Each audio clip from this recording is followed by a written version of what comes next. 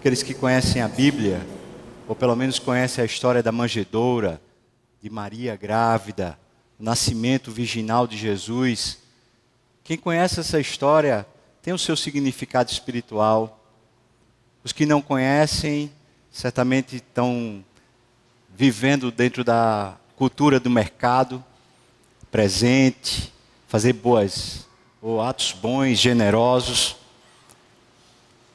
A gente sabe o que o Natal significa, mas a minha pergunta não é o que é o Natal, o que ele significa, mas é como tornar o Natal uma história pessoal.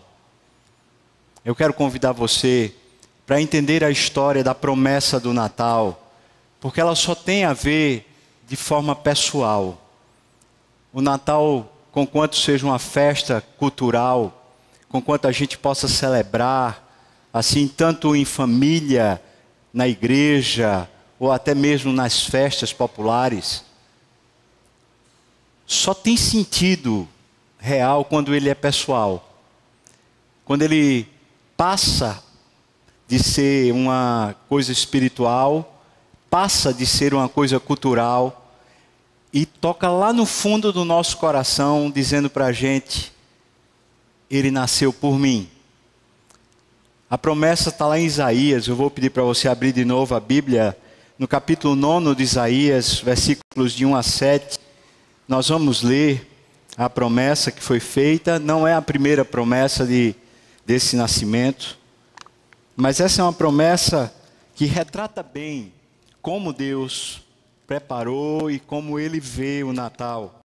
E Deus diz qual é o significado do Natal nesse texto.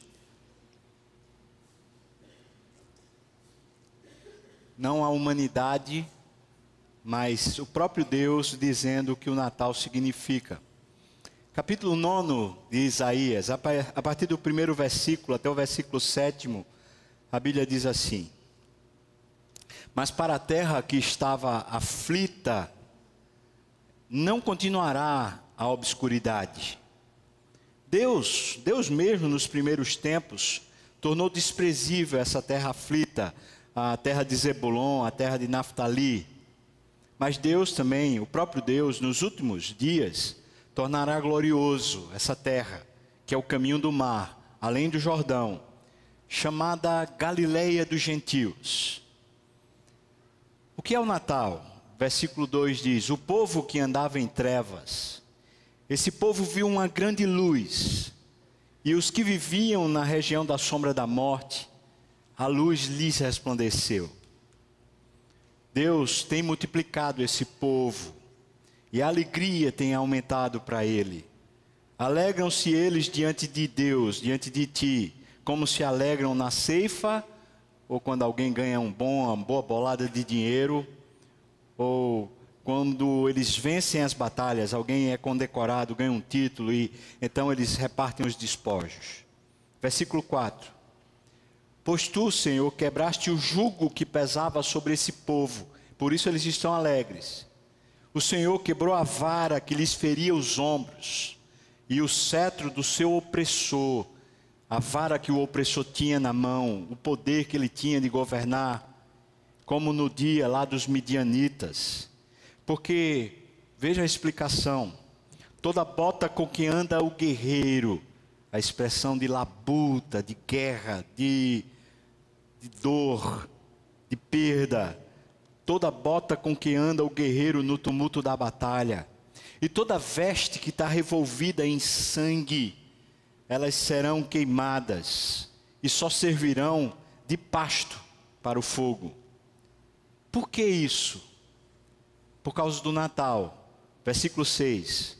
Porque um menino nasceu para nós, nos nasceu. Um filho foi dado para nós, se nos deu. O governo está sobre os seus ombros, não sobre o cetro do opressor. O seu nome, o nome desse menino é um conselheiro maravilhoso, Deus forte, Pai da eternidade, o príncipe da paz. E para que se aumente o seu governo e venha paz sem fim sobre o trono de Davi e sobre o seu reino, para o estabelecer e o firmar mediante juízo e a justiça, desde agora e para sempre. O zelo do Senhor dos Exércitos é que fará isto. Amém. Vamos orar. Ó Deus, te peço que reveles a tua palavra, reveles o teu filho, Emanuel, para nós aqui, para fazer significado pessoal, Deus, para nos alegrar como o Senhor alegrou o povo que estava em Zebulon e Naftali. Tira-nos da preocupação, dos desconcertos, dos aperreios e coloca-nos diante dos teus olhos agora. E faz-nos contemplar brevemente, ainda que seja, contemplar a tua face, Deus. É só o que precisamos. Seja o Emanuel aqui, no nome de Jesus. Amém, Senhor. Amém. Quero lhes contar qual é a história que esse texto está falando. 700 anos antes de Cristo, Israel estava vivendo uma economia relativamente boa, mas havia ameaças próximas a Israel. As ameaças eram de reinos bem mais poderosos do que o próprio Israel. E o reino do norte tinha sido tragado, estava para ser tragado. E o reino do sul seria depois tragado. Quando falo tragado, eu estou dizendo que a nação que estava dividida em norte e sul, a região norte dessa nação seria levada cativa pelos assírios. E depois, cerca de 300 anos depois, o reino do sul seria levado pelos babilônicos. Isso significa que um povo completo, uma nação completa, imagina o Brasil, todos nós brasileiros seríamos levados. Nós que somos da região norte do país, nós seríamos levados primeiros para uma outra terra chamada Assíria. Depois o povo do sul, a região sudeste, a região sul do Brasil seria levado, não para a Síria, mas para a Babilônia. O que o texto está falando é sobre essa invasão.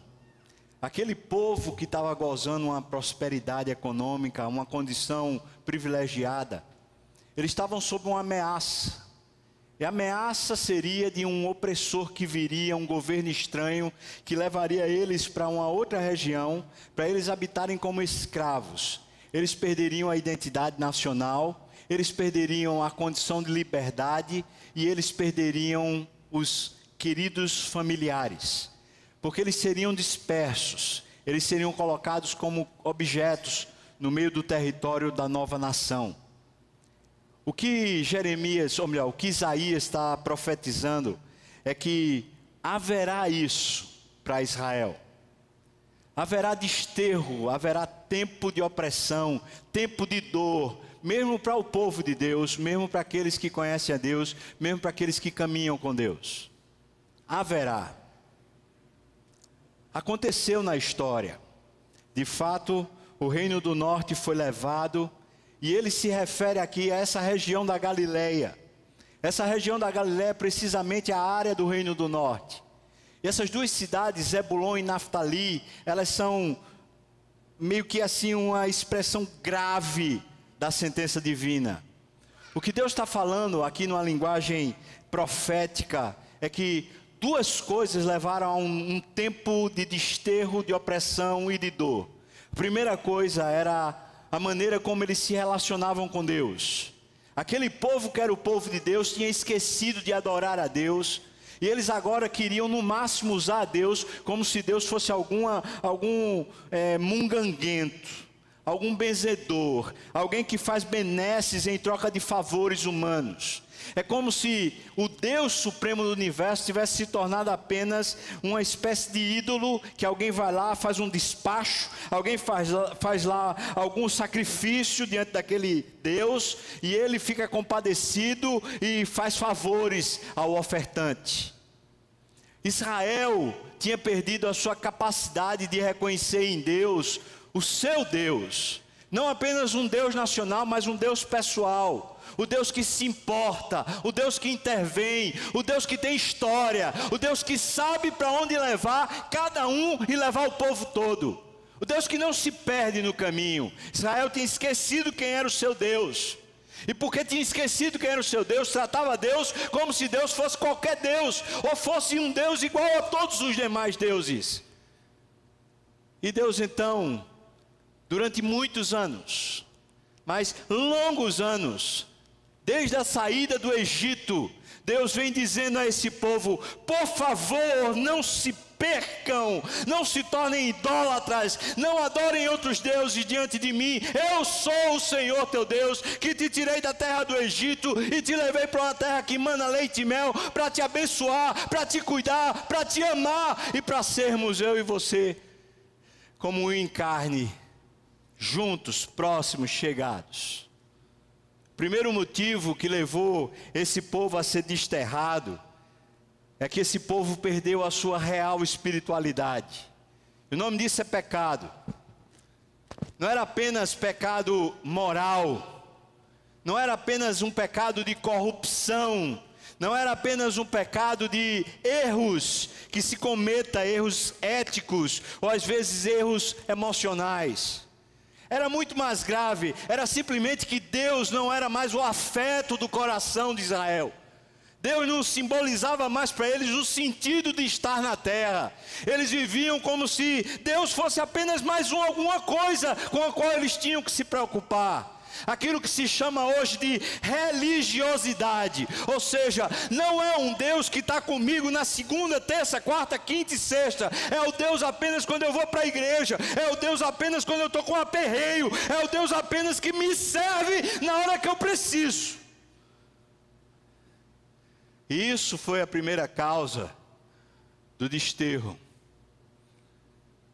Mas a segunda causa do desterro era porque Deus queria revelar que Ele era o Senhor da terra toda. Não apenas para Israel, mas Ele queria revelar isso para todas as gerações. Então Deus vai levantar outras nações que no momento histórico eram mais poderosas do que Israel, para tragar Israel.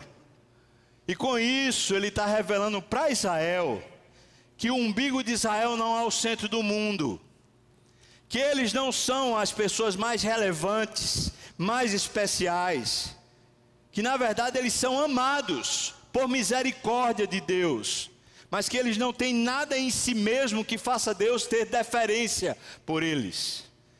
Eles são sim o povo de Deus, mas Deus tem povo em toda a terra, e Deus é Senhor de toda a terra, e de toda a história, e de todo o universo. Como Israel tinha perdido a capacidade de ver Deus como sendo esse ser magnificente, esse ser transcendente, esse ser maioral e poderoso, esse Senhor autoexistente. Então Deus usou nações estranhas, usou poderes que Israel ainda não conhecia. Isso revelou para Israel de novo as dimensões do Deus com o qual eles lidavam. Essas duas histórias estão bem representadas aqui em duas palavras que são usadas. A primeira palavra é obscuridade. Obscuridade quer dizer um coração, ou quer dizer uma vista que simplesmente já não consegue mais enxergar o futuro, não consegue enxergar um passo adiante. Obscuridade seria cegueira. Trata-se daqueles momentos na existência em que eu e você não sabemos, desconhecemos os rumos da história. Talvez parecido com o que passamos com o Brasil nesse exato momento, quando estamos quase chegando em 2018, ano de eleição presidencial, e então a interrogação enorme paira sobre nós, pensando aqui: o que será desse Brasil? Quando estamos diante de um Congresso extremamente corrupto, e dentro desse Congresso haverá ou não, sabe-se lá, uma votação a respeito do nosso plano de previdência, a respeito do nosso futuro e como vamos nos aposentar. E essa enorme interrogação seria descrita como obscuridade. Só para exemplificar. Ou seja, é quando o ser humano está diante de si, pensando: o que será de mim? O que será de mim? Quando algumas coisas que nós cometemos no passado, quando as nossas próprias falhas chegam à conta para nós pesando, talvez um divórcio, talvez um abandono de lar, talvez não fomos um bom marido com a esposa, talvez não fomos uma boa esposa com o marido, talvez não cuidamos dos filhos, talvez nós fomos descontrolados na finança, estamos cheios de dívidas, talvez nós fomos um mau empregado e estamos desempregados. Ou seja, quando as nossas contas pessoais nos alcançam, e então a gente fica com a névoa na vista, uma névoa no coração, e a gente diz: o que será do meu amanhã? Obscuridade. E ele diz que Zebulon e Naftali são boas expressões de obscuridade. O Natal tem muito a ver com obscuridade. E o Natal ganha significado pessoal quando a gente está na obscuridade.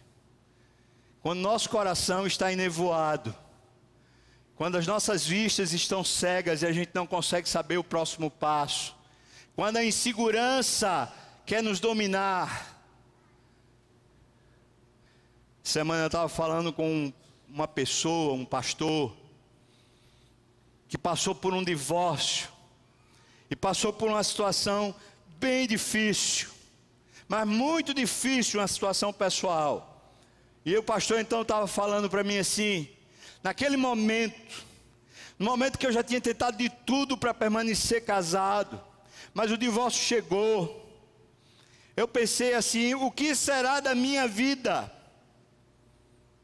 Diz que estava numa síndrome de pânico, no desespero pessoal. Onde eu vou parar? O que eu vou fazer? Eu não vou mais pastorear, eu não vou mais ter família, eu não vou ter mais emprego, eu não vou ter mais casa, eu não vou ter mais nada. Até a minha reputação foi levada consigo. O que será de mim? E talvez Deus trouxe você aqui essa noite, para nesse final de ano, você ter um Natal de verdade. Porque talvez você passou esse ano todo pensando: o que será, o que será, o que será, porque contas chegam, mas dia menos dia as contas chegam, as culpas vêm, os medos tomam conta, e a gente fica dilacerado, e a gente fica oprimido. E a segunda palavra, a primeira palavra é obscuridade, mas a segunda palavra é opressão. Dois Os. Obscuridade. Segunda palavra é opressão.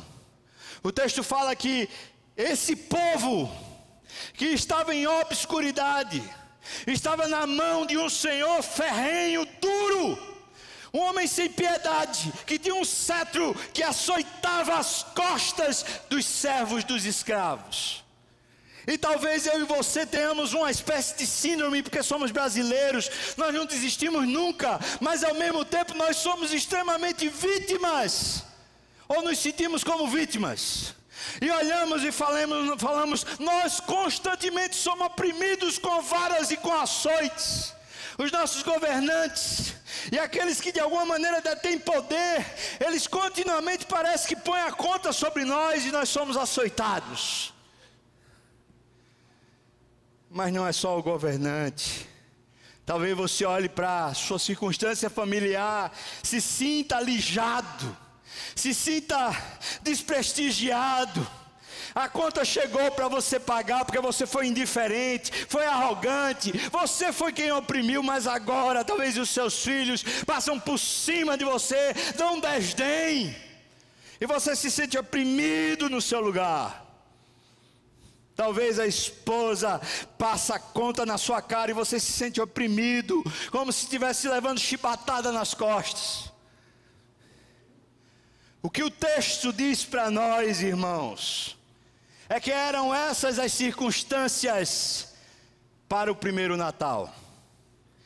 Essas eram as circunstâncias, ou essas são as circunstâncias que protagonizam o Natal. O que o texto está dizendo para nós é que Deus do céu olhou e viu a situação em que nos encontrávamos na terra. E só Deus sabe quando nós passamos pela obscuridade e pela opressão. Talvez a gente tente expressar isso para um psicólogo, talvez tentemos expressar isso para um pastor, talvez nós tentamos dizer isso para os familiares, mas quem vai entender a dor que nós passamos? Pois eu estou dizendo para você, 700 anos antes de Jesus chegar, antes da dor acontecer no coração daquele povo, Deus já tinha visto, o próprio Deus contemplava e sabia o que era essa dor, essa obscuridade somada com a opressão. E então, o texto apresenta não apenas a solução, apresenta um governo que tira a opressão e a obscuridade, porque ele é apresentado como sendo uma luz que brilha, e como sendo um governo de paz, uma luz que tira a obscuridade. E a obscuridade, a gente pensa que ela está no fato da dor, da melancolia e da depressão, mas vou lhes dizer, com quanta dor exista, com tanta melancolia exista, com tanta depressão esteja lá, não são essas coisas que geram essa névoa no nosso coração. O que gera névoa no coração é quando nós olhamos para os problemas, mas não olhamos para Deus. É quando Deus deixou de ser o Senhor do universo e passou a ser só um coleguinha ou uma entidade qualquer que a gente fica rogando como se Ele não se importasse conosco. Mas o Deus, o Criador do universo, único e verdadeiro, o Emmanuel, é o Deus conosco. É o Deus que se importa, é o Deus presente aqui e agora e que sabe o que é padecer. E isso faz toda a diferença. Portanto, não é só a depressão, não é só a dor, não é só essa obscuridade por causa dos problemas, é porque nós estamos olhando na direção errada. E o nosso coração não sente prazer no verdadeiro sentido da vida, o Deus que se fez carne. E a explicação do texto é simples. Essas circunstâncias são mudadas. Elas não são mudadas na cultura. Elas não são mudadas fora de nós. Ou seja, não são os governantes que mudam. Não são os poderes humanos que mudam. Não são as coisas dentro de casa que mudam. O Natal, o verdadeiro Natal, profetizado, protagonizado pela profecia de Isaías, é que um menino, agora pense, que figura contraditória, que figura esquisita, é que um menino nasceu. É isso que faz a diferença. Agora eu estou pensando numa família singela, uma família brasileira típica. Eu não estou pensando nem dos poderosos, estou pensando numa família singela, típica. E de repente chega um exame lá e a mulher diz, eu estou grávida. E ela deve pensar logo assim, meu Deus, como é que a gente vai fazer para cuidar desse menino? Que roupa ele vai vestir? Ou a gente vai fazer um jeitinho no quarto? A gente vai... E começa a se preocupar. O homem deve estar lá pensando, meu Deus, como é que eu vou pagar as contas? Como é que eu vou pagar? Mas estão felizes. Porque deu um novo sentido para a jornada. Dentro de casa a situação muda, porque agora tem um novo sentido de trabalhar, tem um novo sentido de se preocupar, tem um novo sentido, tem um afeto nascente que está de alguma maneira transformando as convivências. Agora o texto não está dizendo que ele apenas nasceu dentro da nossa casa, ele está dizendo que nasceu em nós, nos nasceu. Um filho se nos deu, é para nós. E é impressionante como esse verbo é usado no hebraico, porque ele é de forma reflexiva e passiva, ou seja, chega para nós. Em vez de Deus apresentar a conta, em vez de Deus apresentar o ocaso, em vez de Deus apresentar a obscuridade, em vez de Deus pegar o cetro do seu poder e bater em nós, Deus apresenta um menino. Porque o menino gera em nós fé. Porque se chegasse mais um governante fazendo promessas, se chegasse mais um erudito explicando as situações, se chegasse mais alguma coisa com poder nessa terra, eu e você desconfiaríamos e falamos: ah, não é possível, isso aí é balela. Mas é um menino.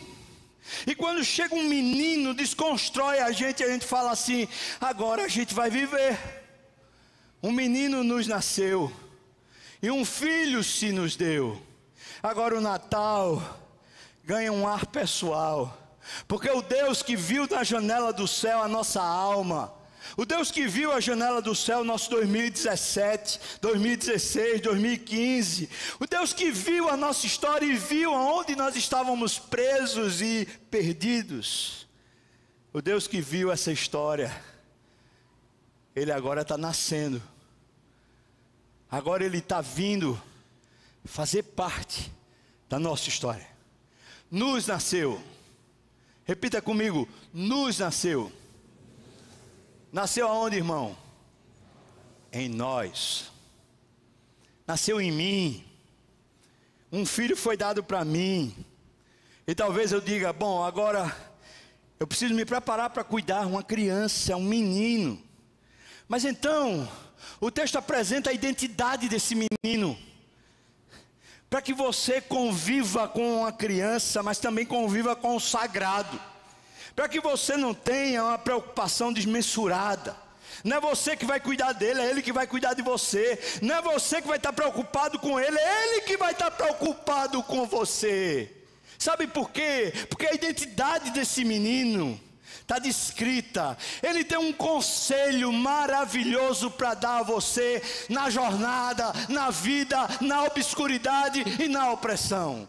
Um menino nos nasceu, um filho se nos deu, o seu nome é Conselheiro Maravilhoso, ou Maravilhoso Conselheiro, como você queira chamar. E ele vai usar talvez um psicólogo para falar para você.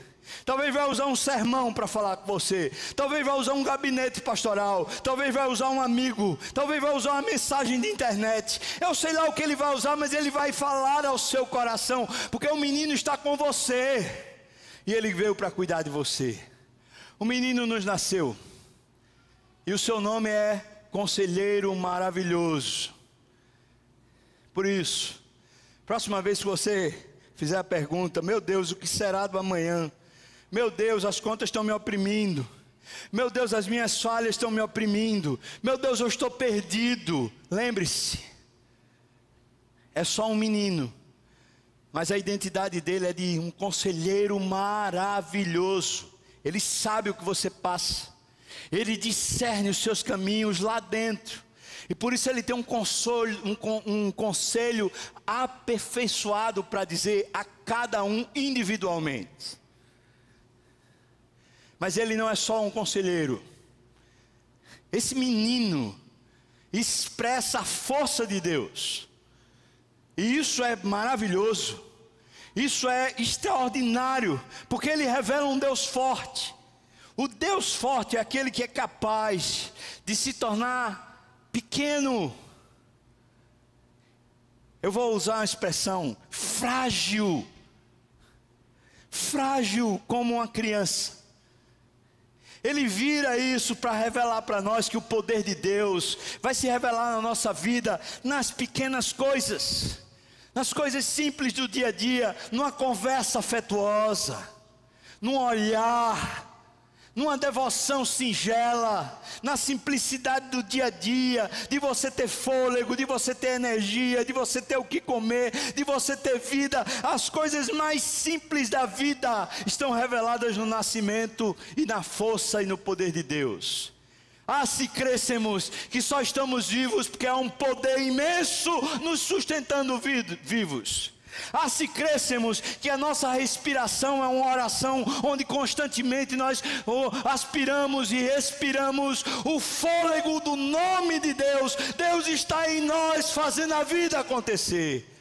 Simples, frágil, Pequenas coisas, pequenos detalhes que nós perdemos a capacidade de ver, porque estamos no WhatsApp, porque estamos no Facebook, porque estamos na notícia da mídia, porque estamos preocupados, não vemos mais a força e o poder de Deus. Mas quando nos maravilhamos com as pequenas coisas, a beleza. Ontem eu estava em Garanhuns e Deus deu chuva boa, daquelas que refresca, não aquela torrencial. E eu fiz uma caminhada e uma carreira lá no meio disso, clima delicioso. Eu estava correndo pelo mato e observando as gotas de chuva e me maravilhando como elas são distintas entre si. Que poder e perfeição, regando a terra, fazendo a água correr pelos leitos e pelos fios que Ele mesmo já tinha preparado. Que coisa maravilhosa! Nós vivemos no mundo de Deus e está revelado nas pequenas coisas, porque um menino revela o Deus forte. Mas não é só conselheiro maravilhoso, Deus forte, Ele também é o Pai que abre para nós a eternidade, onde a nossa vida não tem apenas 70 anos, onde a nossa vida não tem apenas 100 anos, a nossa vida tem um quê de eternidade. A nossa alma aspira por uma coisa transcendente. Nós buscamos uma qualidade de vida e não apenas uma vida boa. Nós buscamos uma vida que tenha significado, e tudo isso é carregado na palavra eternidade, porque a palavra eternidade não se refere a uma sucessão de tempo, mas se refere a uma qualidade de tempo. E para você entender isso melhor, eu vou explicar isso de uma maneira bem simples. Imagina que alguém pede para você pôr a sua mão numa chapa quente, que chega a estar vermelha de quente, e diz para você: tem que ficar com a mão aí na chapa 5 segundos. E eu pergunto para você: quanto tempo dura 5 segundos se você tiver com a mão na chapa fervendo lá? Duram até uma eternidade, porque é uma qualidade de tempo, não é apenas uma sucessão de tempo. E o que o texto está dizendo é que esse menino abre para nós, como um pai, ele gera em nós as portas, os destraves da eternidade. Nós passamos a ver a vida maior do que ela tinha ou ela era antes dele. Pai da eternidade, que com o seu conselho sábio e com os olhos novos que não estão mais obscurecidos, mas estão agora contemplando a vida como ela é, Ele de repente revela para nós que a nossa alma foi feita para Deus, e que conquanto vivamos a terra aqui, cheio de coisas para fazer, nossa vida não é fazer as coisas aqui, é fazer tudo para Deus. Que a nossa vida só tem significado quando vivemos para Deus, que é por Ele, por meio dEle e para Ele todas as coisas. Por isso nós vivemos para a glória de Deus eternamente, amém. Pai da eternidade, e então fala príncipe da paz. E essa palavra príncipe, ela poderia ser melhor talvez colocada hoje como governador da paz. Não é príncipe como se ele estivesse esperando o rei morrer para ele suceder o rei. É que naquela época, naqueles impérios que se tinha, o príncipe é quem governava. O rei baixava os seus decretos, mas quem governava de fato em cima dos decretos do rei era o príncipe. E o que o texto está dizendo é que esse menino, ele carrega com si um governo de paz. Ele tem para nós, para nos governar com a sua paz. Não é só nos dar a paz, é nos governar pela paz. Não é só que a gente fica de bem com o outro, não é que a gente fica de bem, sei lá, com o inimigo. Olha, é muito mais profundo, é que a gente fica de bem com a vida, é que a gente fica de bem com o coração. A vida ganhou sentido porque agora eu estou com Deus. Príncipe da paz. E então diz: e para que o governo dele aumente, e venha paz sem fim, e que o reino dele, assim como o reino de Davi, prospere, e aqueles que fazem parte disso provem e desfrutem o governo de paz. Quem fará isso não será nem eu nem você, é o Senhor dos exércitos, aquele que vem guerrear, aquele que vem brigar com a guerra, aquele que vem brigar com a obscuridade, aquele que vem brigar com o opressor. Esse Senhor Ele vai fazer isso. Por isso, irmão, queria apresentar para você nessa história como Deus vê o Natal e como o Natal pode ter um significado pessoal e não apenas um significado religioso ou um significado cultural.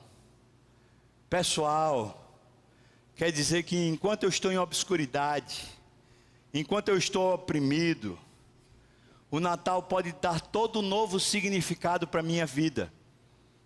Por isso, enquanto eu lhe digo Feliz Natal, eu quero dizer Feliz Ano Novo, porque é um tempo novo no Natal. E essas duas festas, elas se encontram no significado de um novo governo, de uma nova paz, de uma nova significância existencial, de uma história que muda de dentro para fora, de uma vida que agora é vivida a partir de Deus e com Deus, não sendo Deus apenas um apêndice ou apenas uma parte na qual a gente tem que fazer também. Quero lhe desafiar. E o meu desafio é que esse Natal a gente não desperdice, como talvez a gente tenha desperdiçado tantas oportunidades de ter o Natal real. Já que hoje a gente está aqui, já que hoje é 25 de dezembro, já que hoje Deus deu a oportunidade de a gente abrir o texto e falar o texto, talvez hoje seja a oportunidade que Deus planejou para você e por isso lhe trouxe, para você aplicar essa palavra não apenas hoje, mas aplicar essa palavra amanhã, e talvez o ano que vem, quando você se sentir de novo oprimido, quando você se sentir de novo aperreado, você se lembrar e dizer: Deus, cadê o Senhor? O Senhor me nasceu, o Senhor veio morar aqui, o Senhor é o meu Emanuel, é Deus comigo, o Senhor está aqui. Que palavra o Senhor tem para mim, Deus? Qual é o seu conselho? Como é que o Senhor quer me governar? Deus, como a minha vida pode ter sentido no meio dessa confusão toda? Me explica, me justifica, me conforma, me estabiliza, me guia, faz florescer em mim esperança, porque é um novo governo, um novo tempo, onde um menino nos nasceu, é tempo de paz, de alegria, de muita alegria e de esperança, porque ele nasceu. E a não ser que ele não tenha nascido em nós, realmente a gente vai continuar na obscuridade e na opressão. Meu desafio é: receba. Receba, irmão. É tão simples quanto isso. O povo que jazia em trevas viu grande luz, e aqueles que estavam debaixo do jugo do opressor, foi retirada a opressão deles. Por isso eles se alegraram e fizeram festas, como quando alguém ganha um prêmio especial, ganha um dinheiro especial que ele não contava, como quando alguém ganha alguma honra, algum título, ele acaba de vencer alguma etapa na vida, ele diz: meu Deus, obrigado. Diga para Deus obrigado e receba Ele no seu coração, e diga para Ele: Senhor, só vale de novo viver a vida se for contigo. Se for contigo do meu lado, me ensinando a viver, me governando. Vamos orar? Eu queria fazer um desafio a você. Você tiver hoje podendo dizer para Deus: Senhor, eu quero isso na minha vida, Senhor. Eu quero que o Natal seja um menino nascendo que me traz conselho, que me abra a eternidade, que me mostre o poder de Deus e que me dá paz. Eu quero, Senhor, de novo me maravilhar contigo. Eu quero encher meu coração de novo da alegria da tua salvação e da tua plenitude, ó Deus. Se você estiver dizendo isso e você quer, eu queria pedir para você ficar de pé, para a gente orar junto agora, pedindo a Deus que nos encha e que nós mesmos tenhamos essa força, esse poder para buscá-lo constantemente. Quem sabe esse novo ano seja um ano assim, de esperança, de alegria e de paz, porque um menino nos nasceu. Ó Deus, obrigado, Senhor, pela palavra que revela como o Senhor vê a nossa existência. O Senhor que sabe o que passamos, sabe como tem sido duro e pesado e cansativo. O Senhor sabe de histórias que estão desmoronando, de tristezas e de sabores que estão sobrecarregando a alma.